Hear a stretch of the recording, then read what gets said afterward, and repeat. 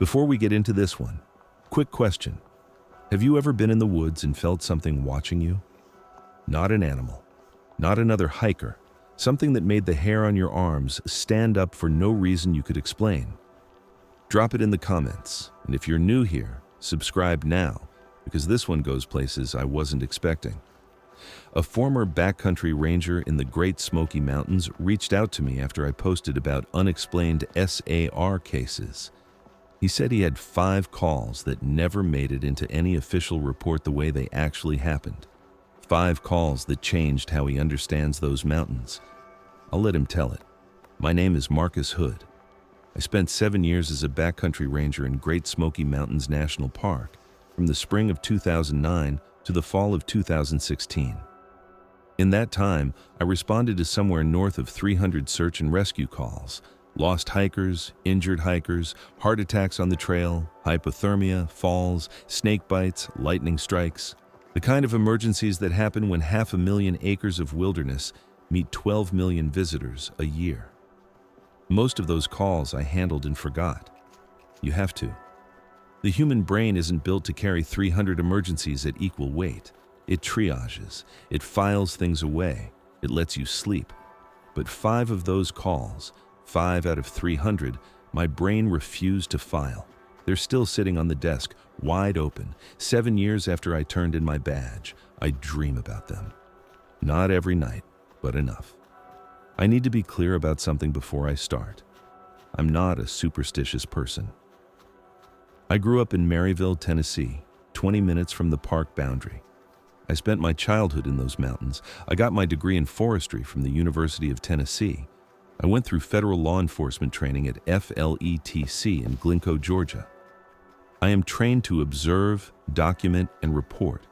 I am trained to find rational explanations for irrational situations. I'm telling you this because what I'm about to describe doesn't have rational explanations. I've spent years looking for them. I've consulted maps, weather data, GPS records, incident reports.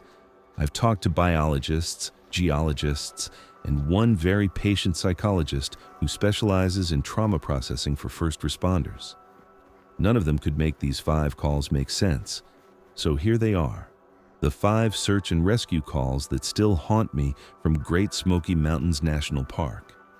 And I'll tell you right now, call number 5 is the reason I don't work there anymore. I need to give you some context first, because people who've never worked backcountry in the Smokies don't understand what that park actually is. They think of it as the family-friendly national park, the one with the overlooks and the scenic drives and the tourist town on the other side. And that's the front face, sure. The part you see from Clingman's Dome or Newfound Gap Road. But the Smokies are the oldest mountains on the continent. They've been here for 300 million years. That's older than dinosaurs, older than flowering plants. These ridges were already ancient when the Appalachian chain was taller than the Himalayas. The park is over 800 square miles of unbroken forest, some of the most biodiverse temperate forest on Earth. Over 100 species of native trees, more species of salamander than anywhere else in North America, 30 species of them. And those are just the things we've cataloged. There are hollows in that park, we call them hollers, where I'm not sure a human being has set foot in 50 years. Drainages so steep and choked with rhododendron that you'd need a machete and a full day to move a quarter mile. Ridgelines wrapped in cloud cover 300 days a year. The Cherokee called these mountains Shakinaj, place of the blue smoke. And if you've ever been there at dawn, watch the mist rise off those ridges in layers, you understand the name. The mountains breathe. That's what it looks like something enormous and alive, exhaling. I worked out of the backcountry office, which meant my territory was the interior. Not the trailheads, not the campgrounds you can drive to, not the visitor centers. I patrolled the deep trails, Bone Valley, Eagle Creek, Hazel Creek, the Appalachian trail sections that run along the spine of the park between Fontana Dam and Davenport Gap. I maintained backcountry campsites, monitored trail conditions, and responded to emergencies that happened hours from the nearest road. My supervisor during most of those years was a man named Dale Purcell. Dale had been in the park for 23 years when I started. He'd worked every district, every season, every kind of emergency the Smokies could throw at a person. He was the kind of ranger who could read a cloud formation and tell you whether you had 2 hours or 20 minutes before the storm hit. He could find a lost hiker in terrain that would make a GPS unit cry. Dale was also the quietest man I've ever worked with, not shy. Quiet the way a loaded weapon is quiet. He didn't waste words, and when he used them, you listened. My first week on the job, spring of 2009, Dale drove me up to the Backcountry trailhead at Fontana. Parked the truck.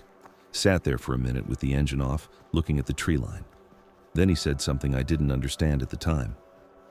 "Marcus, you're going to see things in these mountains that don't match what you learned in school. When that happens, don't try to make them match. Just do what I tell you and write your report the way I show you." I laughed. Thought he was hazing the new guy. "What, like Bigfoot?"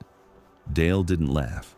He looked at me with an expression I'd later learned to recognize, the look he got when he was deciding how much to tell someone. "Like things that don't have names," he said. And I'm not joking. He started the truck and we drove out. I forgot about the conversation within a week. I was too busy learning the job. Trail maintenance, campsite inspections, bear management protocols, radio procedures. The work was physical and constant, and I loved every minute of it. That first summer was normal, beautiful even. I hiked thousands of miles, learned the trail system, got to know the other rangers. The Smokies in summer are something else. The canopy so thick it turns the forest floor into a green cathedral. Streams running cold and clean off the ridges, fireflies filling the hollers at dusk like someone scattered handfuls of sparks. It was my first autumn that things started. Call number 1, October 2009. The Hazel Creek Trail. The call came in on a Tuesday morning. A day hiker named Philip Ashworth, 62 years old, had set out from the Lakeshore Trail Junction the previous morning for a day hike up Hazel Creek. His wife had dropped him off by boat at the trailhead on the north shore of Fontana Lake.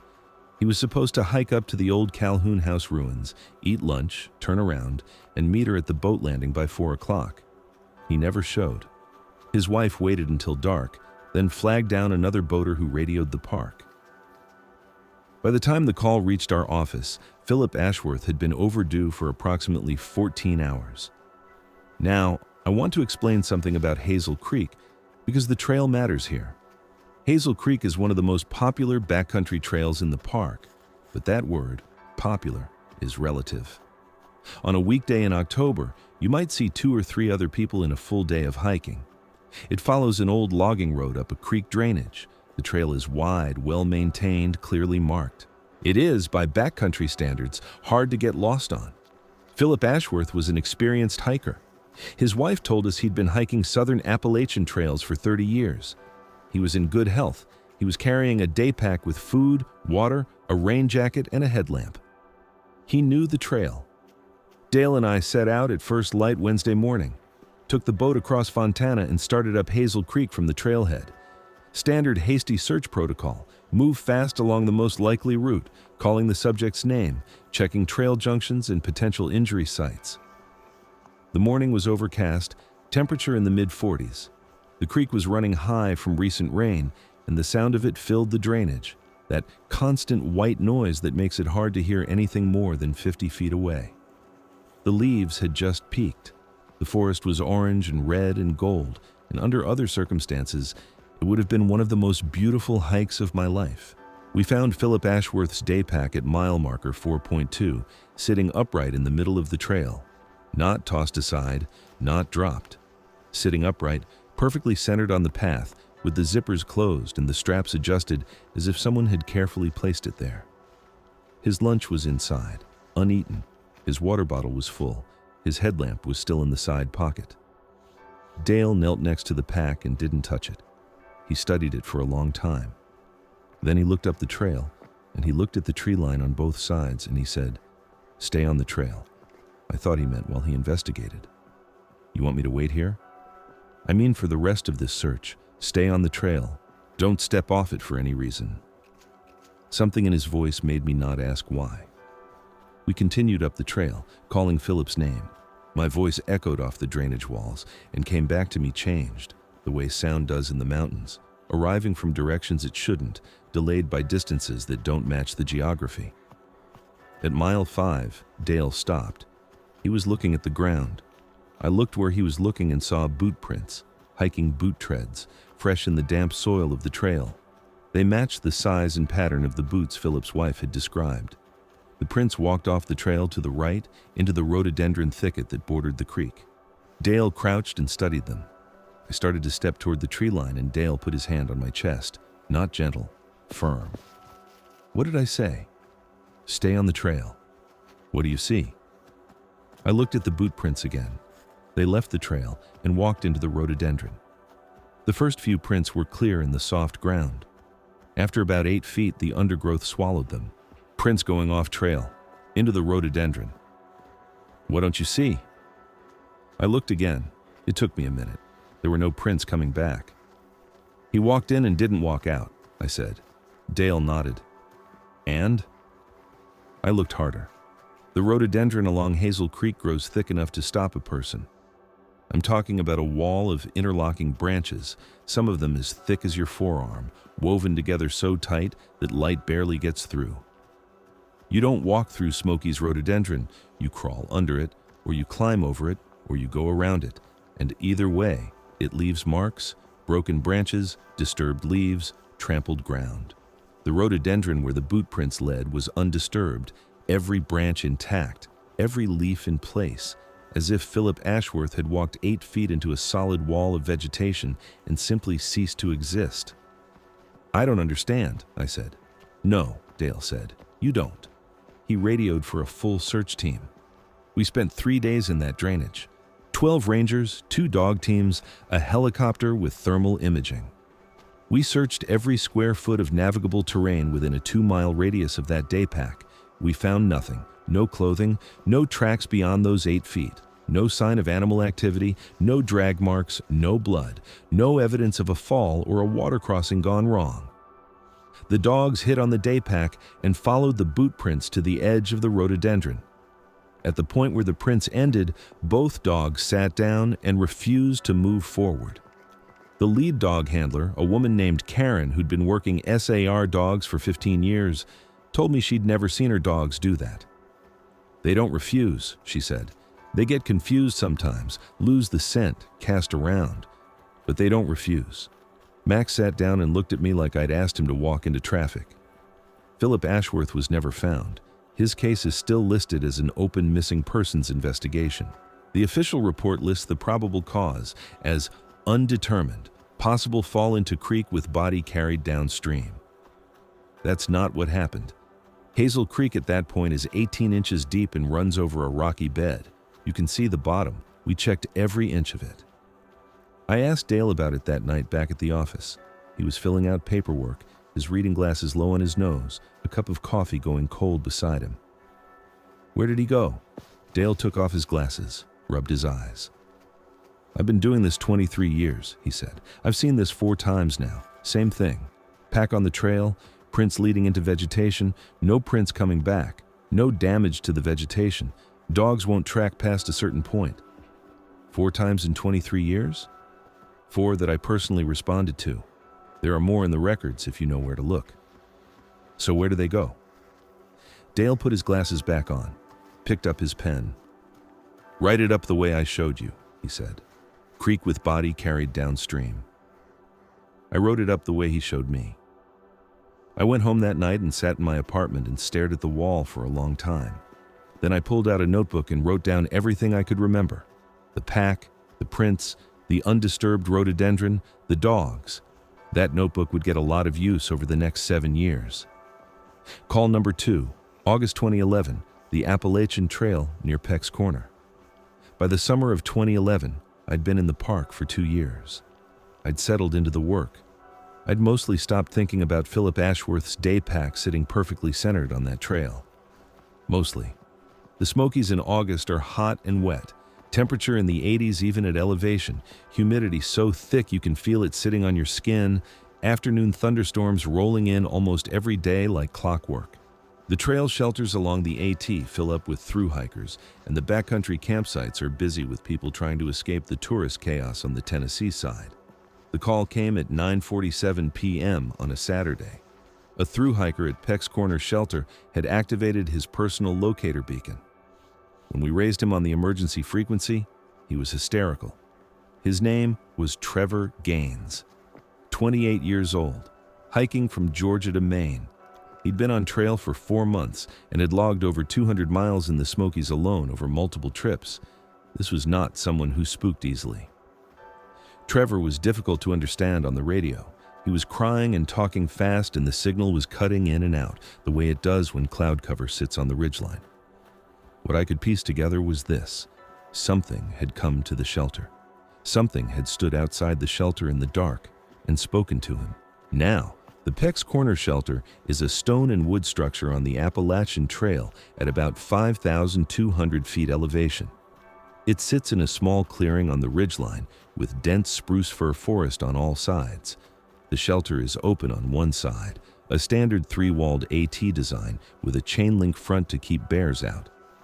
At night, with your headlamp off, the darkness outside that chain link wall is absolute. Spruce fir forest at elevation doesn't let in moonlight. You cannot see your hand in front of your face.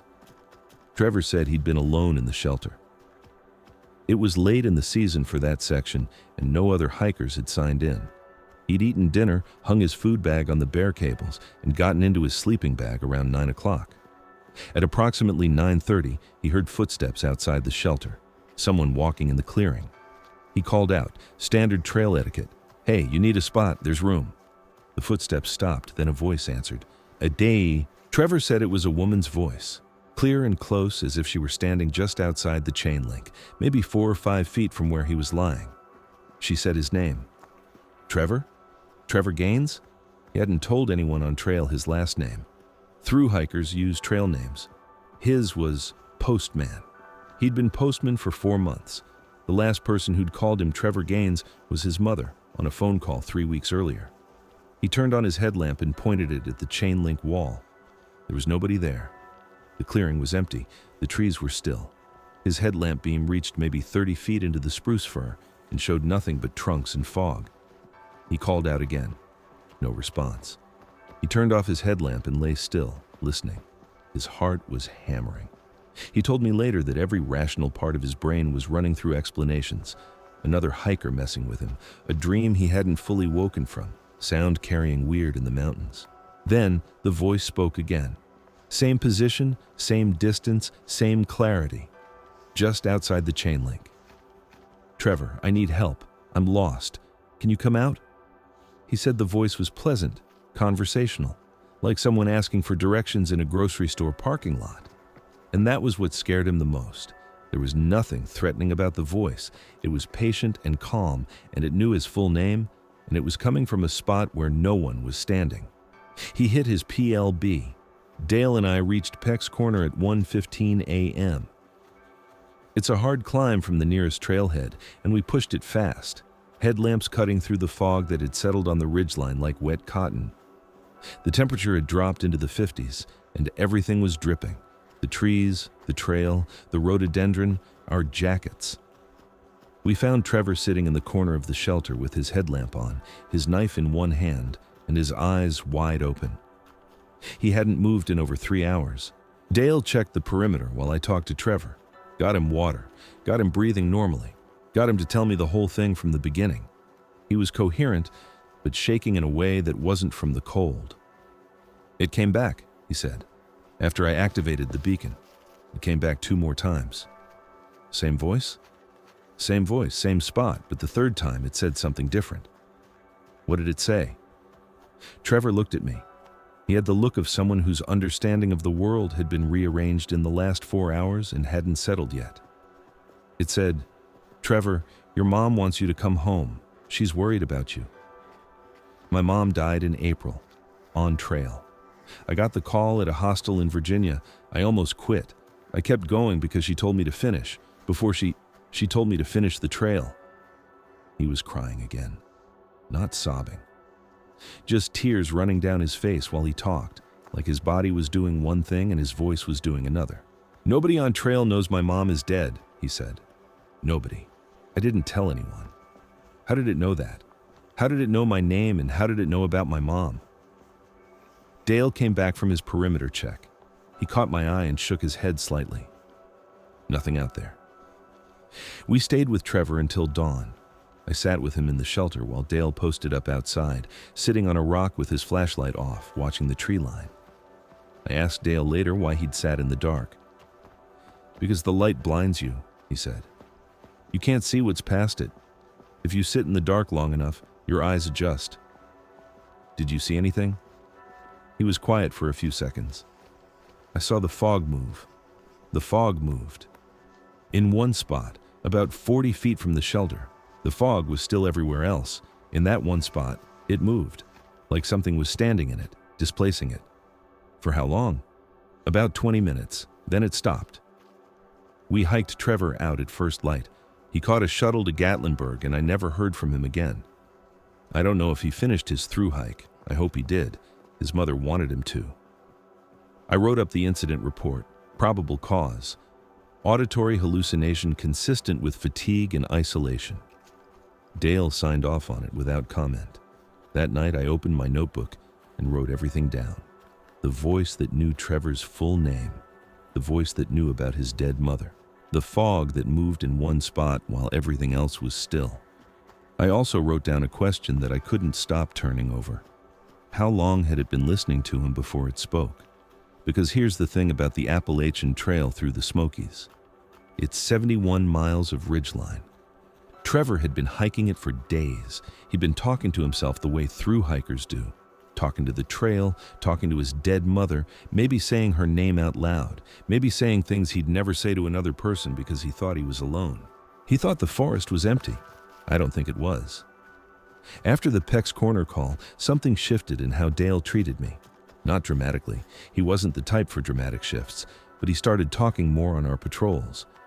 Not about personal things. Dale didn't do personal, but about the park, about patterns he'd noticed, about things the Smokies did that didn't make it into any field guide. The old-timers called them haints, he told me one afternoon. We were hiking the Bone Valley Trail, checking a footbridge that had been reported damaged. The creek was running clear and cold below us, and the forest was doing its cathedral thing. Green light filtering through the canopy, everything hushed and layered and impossibly old. The Cherokee had their own words for them. The settlers who came after had theirs. Every generation that lives near these mountains long enough comes up with a name. Doesn't matter what you call them. What matters is knowing what to do when you encounter one. And what do? You don't engage, you don't respond, you don't follow, and you absolutely do not go off trail after dark, no matter what you think you hear. Is that what happened to Philip Ashworth? He followed something off trail. Dale stopped walking, looked at me over his shoulder. Philip Ashworth left his pack on the trail and walked into rhododendron so thick a bear couldn't push through it. His prints stopped 8 feet in, and there was no disturbance to the vegetation. You tell me what happened to Philip Ashworth. I can't. Neither can I. And I've been thinking about it since before you were born. He started walking again. But I can tell you that every case like his, every single one, the prints go toward something, not away from it. They weren't running. They were following. Following what? Something they wanted to reach. He didn't say anything else about it that day, but a week later he handed me a piece of paper. It was folded into quarters and worn soft at the creases, like it had been carried in a pocket for years. I unfolded it. There were 6 lines written in Dale's small, precise handwriting. Line 1. If you hear a voice calling for help after dark, radio for confirmation before responding. If no one else is transmitting, do not respond. Line 2. If you find personal effects on the trail with no owner in sight, do not leave the trail to search. Mark the location and radio in. Line 3. If your radio begins picking up transmissions that include personal information about you, turn it off. Use your backup. If your backup does the same, hike out. Line 4. If you see a figure on the trail that doesn't move when you call out, do not approach. If it begins walking toward you, leave the area at pace. Do not run. Line 5. If an animal, any animal, is standing still and staring in one fixed direction, note that direction and go the opposite way. Line 6. Between the hours of 2 a.m. and 4 a.m., Do not leave a shelter or a hard-sided structure for any reason.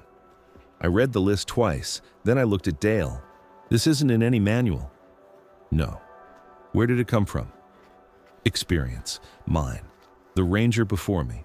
The one before that. Goes back at least to the 70s that I know of, probably further. And these work? Dale looked at me the way he had that first week, deciding how much to say.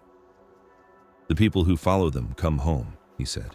The people who don't mostly come home too. But the ones who don't follow them are the ones who see things, and some of the ones who see things don't come home at all. I put the paper in my jacket pocket. It stayed there for the next 5 years. I didn't have to wait long for call number 3. Call number 3, November 2012. Bone Valley. November in the Smokies is the loneliest month. The leaves are down, the tourists are gone, the backcountry shelters are empty. The forest goes gray and skeletal, and the ridges appear through the bare trees like bones through skin. The days are short, and the dark comes early and the temperature swings. 40 degrees during the day, low 20s at night. Cold enough to kill you if you're not prepared, not cold enough to keep people out. The call came at 3:12 in the afternoon on a Thursday. A father and his 12-year-old son had failed to return from a day hike up Bone Valley. They'd been due back at their car at the Hazel Creek trailhead by noon. The mother, waiting at the car, had hiked into the first junction and found nothing. She drove to the nearest ranger station and reported them overdue. Bone Valley is a side trail off Hazel Creek. Yes, the same drainage where Philip Ashworth disappeared 3 years earlier. I noticed that when the call came in, Dale noticed too. He looked at me across the office and I could see him making calculations. "I'll take this one," he said. "You stay on the radio." "Dale, I've been doing this 3 years. I can handle a hasty search." "I know you can handle it. I want you on the radio." "Why?" He didn't answer immediately. He was packing his search kit, extra water, emergency blankets, a headlamp with fresh batteries, his radio, the things you grab when you know you might be in the field after dark. Because if I'm in Bone Valley after sunset and I call in, I need someone on the other end who knows the difference between me and something that sounds like me. That sentence landed in my stomach like a stone. "What do you mean, something that sounds like you?" Dale shouldered his pack. "Line 1 on the list I gave you. Read it again tonight." He left. I sat at the radio. Dale checked in every 30 minutes, standard protocol. He reached the Bone Valley Junction at 4:15, started up the trail, found the father and son's vehicle at the Hazel Creek trailhead, confirmed it matched the description, continued up Bone Valley on foot. At 4:47, the sun was going down behind the ridgeline. Dale radioed in. His voice was the same flat calm it always was. "Marcus, I've got tracks, 2 sets, 1 adult, 1 juvenile. They went off trail about 2 miles up. Tracks head north toward the creek." "Copy. Do you have a visual on the subjects?" "Negative. Tracks only. I'm marking the position and continuing on trail." Notice what he did. The tracks went off trail to the north. He continued on the trail. Line 2. Personal effects or tracks off trail. Do not leave the trail to follow. Mark and radio. At 5:22, Dale called in again. The light was almost gone. "Marcus, I'm at mile 3. I can hear something." "Copy. What are you hearing?" There was a pause. Radio static. The sound of wind through bare trees, thin and high. "A child," Dale said. "Crying, north of the trail, maybe 200 yards. The father's son was 12. A child." I keyed the mic. "Dale, can you confirm that's the subject? Can you get a direction and move toward—" "No." His voice was sharp, sharper than I'd ever heard it. "I will not leave this trail. The sound is north. I am continuing east on the trail." "Dale, if that's the kid—" "It's not the kid." "How do you know?" Another pause, longer this time. When Dale spoke again, his voice was lower, like he was trying not to be heard by something other than me. "Because the crying is moving. It's been at a fixed distance of approximately 200 yards since I first heard it. I've been walking for 6 minutes. It's keeping pace with me exactly. A lost 12-year-old doesn't maintain a perfect 200-yard distance from a trail he can't see in fading light." The stone in my stomach got heavier. It's also coming from the wrong side of the creek," Dale continued. "There's no crossing point within a mile, no bridge, no ford. The creek is running high and the banks are steep. There's no way a child or an adult got to that side of the drainage today. I stared at the radio. The overhead lights in the office hummed. Outside the window, the parking lot was empty and the mountains were going dark, ridgeline by ridgeline, like someone was pulling a curtain across the sky. "What do you want to do?" I asked. "I want to keep walking until I'm out of Bone Valley, and I want you to keep talking to me until I am." So that's what we did. Dale walked and I talked. I talked about nothing. The weather report, a maintenance request I'd been putting off, a funny thing a tourist had said at the visitor center. Anything to keep the channel open, anything to keep Dale's voice on the radio so I knew it was really him. The crying followed him for 47 minutes. He timed it. It maintained that 200-yard distance the entire time, moving when he moved, stopping when he stopped. At 6:09 p.m., as Dale reached the junction where Bone Valley meets Hazel Creek, the crying stopped, mid-sound, not fading, not trailing off, like someone had hit a switch. Dale hiked out in the dark. He reached the trailhead at 7:40. I met him at the parking lot. He looked the same as always, steady, composed, unhurried. But when he reached for his coffee thermos, I saw his hand tremor, just barely, just once. "The father and son," I said. They came out on their own. Sugar Fork Trail. Wrong junction. They're fine. Mother picked them up an hour ago. I got the update on Channel 2 while I was hiking out. So the father and son were safe. They'd simply taken a wrong turn, ended up on a different trail, and come out at a different trailhead. It happens all the time. Which meant the crying in Bone Valley wasn't the boy. Then what was it? Dale drank his coffee, set the thermos on the hood of the truck, looked up at the ridgeline, black against a sky that still held the faintest memory of blue. "Something that wanted me to leave the trail," he said. "Something that knew a missing child was the one thing that might make me do it." I opened my mouth and closed it again, because what he'd said contained an implication I wasn't ready to process. It knew. It knew there was a search underway. It knew the subject was a child. It used that information to produce a sound designed to lure a trained ranger off a trail and into a drainage in the dark in November. That isn't a natural phenomenon. That isn't an animal. That isn't acoustic properties of a valley or wind through rock formations or any of the explanations I'd been building in my head for 3 years. That is something that thinks. I went home that night and added a 7th line to Dale's list, my own, written from my own experience, even though I'd been sitting at a radio desk when I earned it. Line 7. If a sound matches the emergency you're responding to, if it's a child crying during a search for a child, a woman screaming during a search for a woman, assume it is not the subject. Confirm independently before responding. I folded the paper back into quarters and put it in my jacket. I didn't sleep well. I haven't slept consistently well since. The next 2 calls happened closer together, and they were worse. Call number 4 came 7 months later in the summer of 2013, and it broke a rule I didn't know existed yet. But I need to stop for a moment and tell you something about Dale first, something he told me in January of that year during a snowstorm that pinned us in the Backcountry office for 2 days. Because without understanding what Dale lost in those mountains, you won't understand why call number 5 destroyed everything I thought I knew about the Smokies. And it's call number 5 that wakes me up at night. Dale's story came out in pieces, the way real confessions do. Not a monologue, not a campfire tale.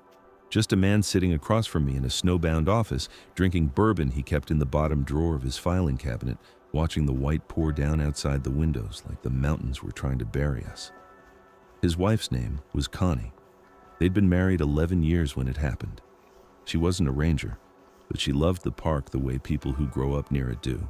The way you love something that's always been there, something so big and old it feels less like a place and more like a relative. She hiked. She volunteered for trail maintenance. She knew the backcountry almost as well as Dale did. In September of 1998, Connie went on a solo day hike up the Little River Trail. Easy terrain, well-trafficked. She'd done it dozens of times. She told Dale she'd be back by 4. She wasn't back by 4. She wasn't back by dark. Dale searched for her himself before calling it in. He told me that, and I could hear the guilt in it 15 years later. He'd wasted 3 hours searching alone because he couldn't bring himself to make the radio call that would turn his wife into a case number. They found her packed the next morning, sitting upright on the trail, zippers closed, water bottle full, no prints leading away, no disturbance to the vegetation.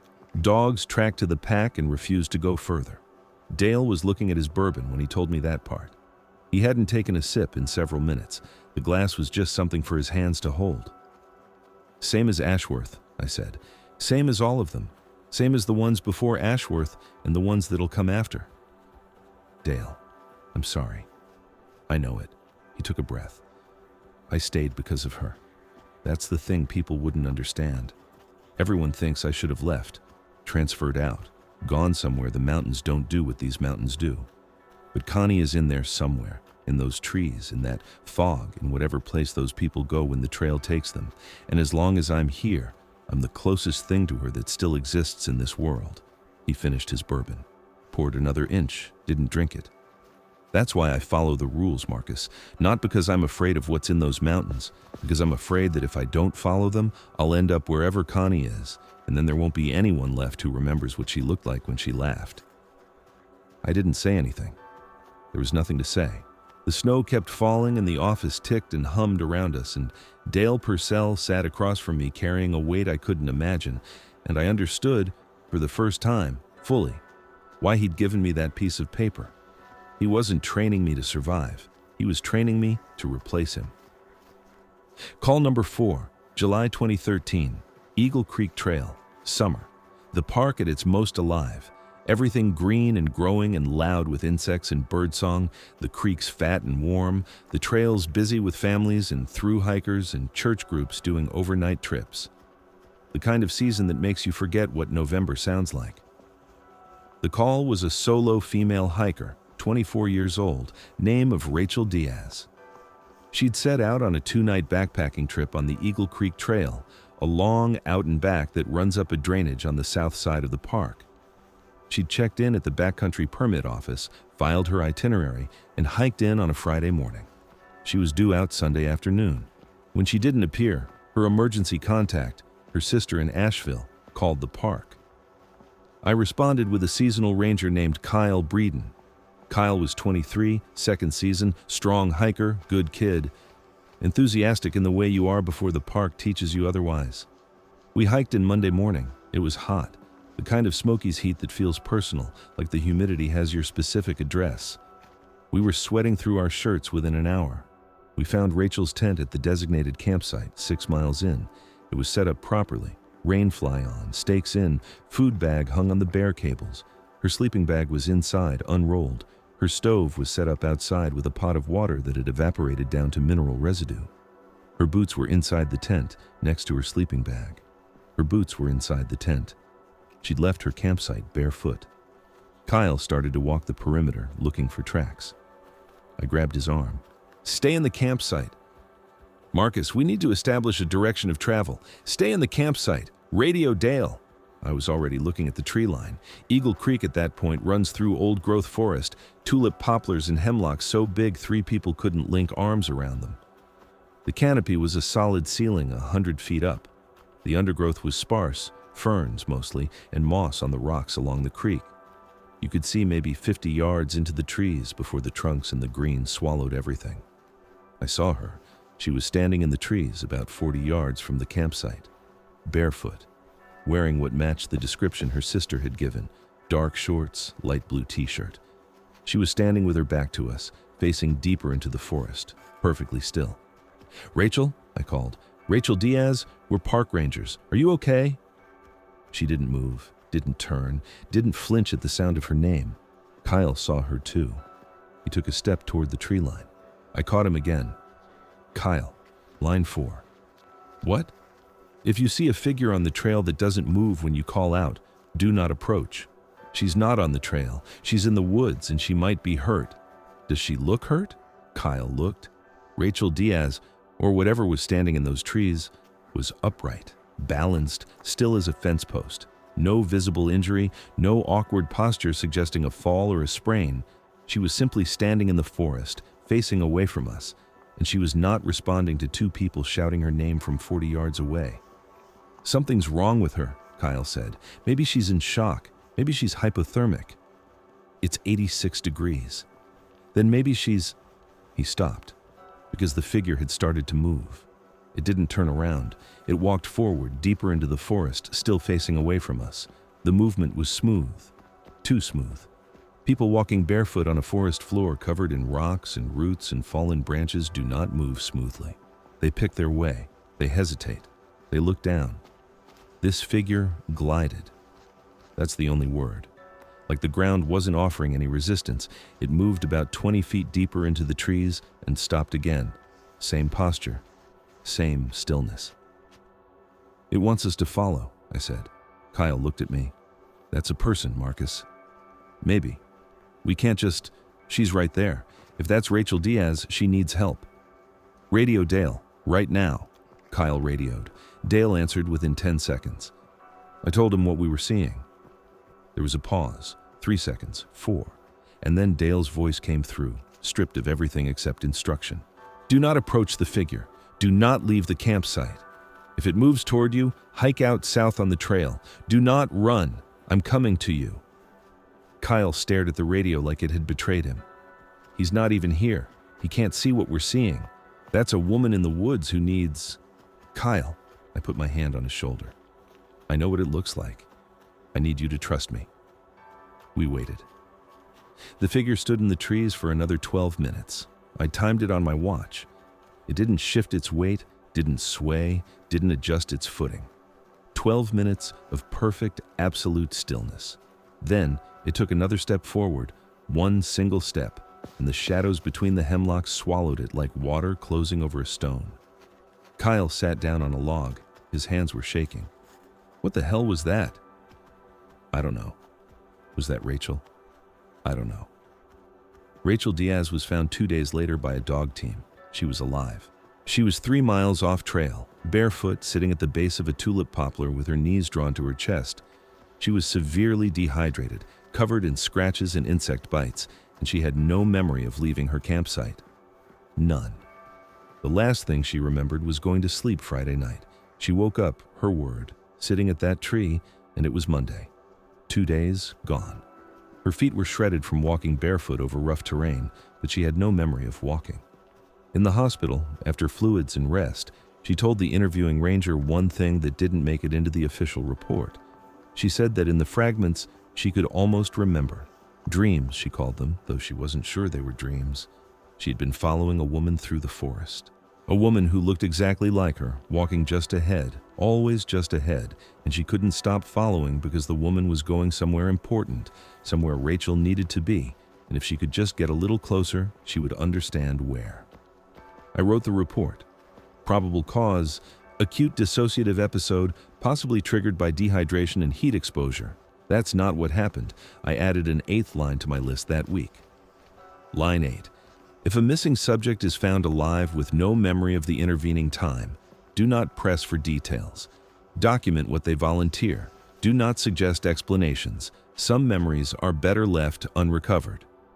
Call number 5, March 2016, the Appalachian Trail near Charlie's Bunyan. This is the one. I need you to understand the geography. Charlie's Bunyan is a rocky outcrop on the Appalachian Trail at just over 5,500 feet elevation. The trail in that section runs along a narrow ridgeline with steep drops on both sides, 1,000 feet down into the drainage of the west prong of the Little Pigeon River on one side, and a similar drop into Porter's Creek on the other. In March, the ridgeline is exposed, windswept, and frequently socked in with clouds so thick you can't see 20 feet. The call came at 2:47 a.m.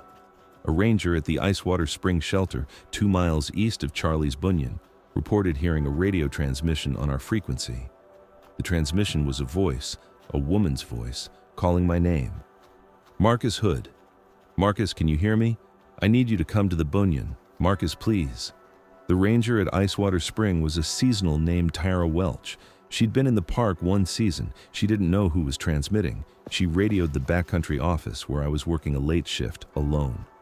Marcus, are you getting this transmission? I was not.